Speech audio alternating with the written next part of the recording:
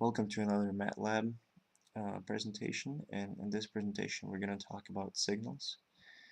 Um, there are two main types of signals, which are continuous time signals and discrete time signals. Continuous time signals are the most signals that are in the real world because they scale as the time goes on. Things as voltage and velocity and so forth can be called a continuous time signal. A discrete signal is um, a digital signal that goes only um, by a sample. As you can see, there's dots on the graphic here that are put on the n-axis. Um, Electrical signal energy and power, and they're often used to characterize signals by measures such as energy and power. Um, Next is the time shift signal transformations. Um, Central concept in signal analysis and the transformation of one signal into another signal. Of particular interest are simple transformations that involve a transformation of the only time axis. So as you can see from the graph here, um, x of t starts at 1 and kind of declines to 2 over a period of time, and here x of minus t minus 1, which changes the graph, flipping it over on the y-axis, and now it's pointing into the other direction. Periodic signals are very common ones, and it's a very important class of signals, and it's just a continuous time signal which has a property of time and a function which can be either cosine, sine, or they're both periodic with period of 2 pi. Odd and even signals. For example, an odd signal is cosine, and then an even signal it would be a sine signal. There's also exponential and sinusoidal signals.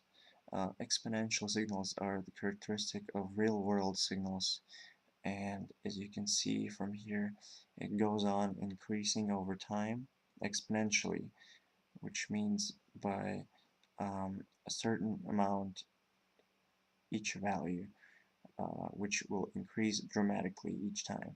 And then exponential decay is, on the other hand, a totally complete different thing.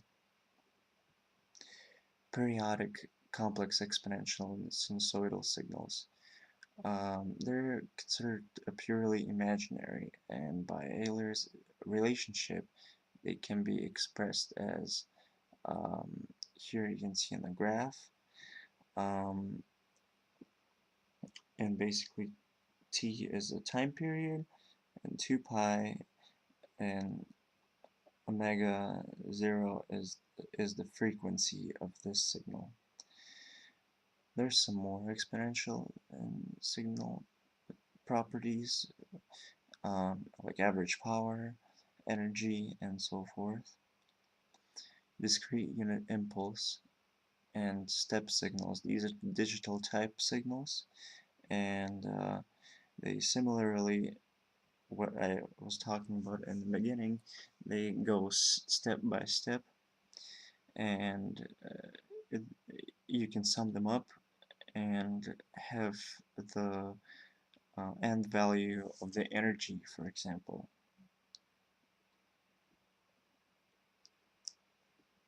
There's some more continuous unit impulse and step signals.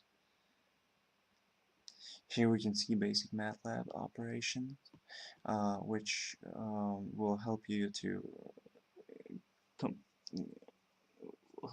create some arithmetical equations and help you solve problems. For example, we can see here b equals real z, which, and the meaning for it is on the other hand, on the right hand.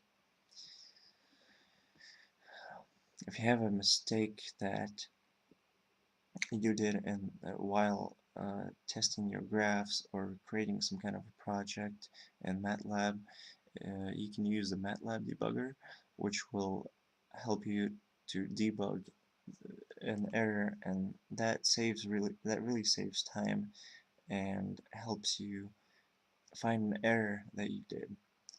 It's a very useful tool. And then Simulink is designed as a graphical program, and it is used for building simple and complex signals and system dynamic equations. It is really useful, and because it provides the parameters of each signal, and it's really easy to communicate between the graphs and get your hands on the parameters to change the graph and go from the graph to a system that you're working with. And signals in Simulink, and it has an independent library for manipulating signals in Simulink, and you can generate a signal, and then you can display, read, or store a signal. Here's an example how to generate and view a signal. So you would copy a sine wave to a scope, and then you set the parameters to 2 rads per second. You run the simulation and it shows the signal as it was in real life, but it's just the only simulation. Thank you everyone. Bye bye.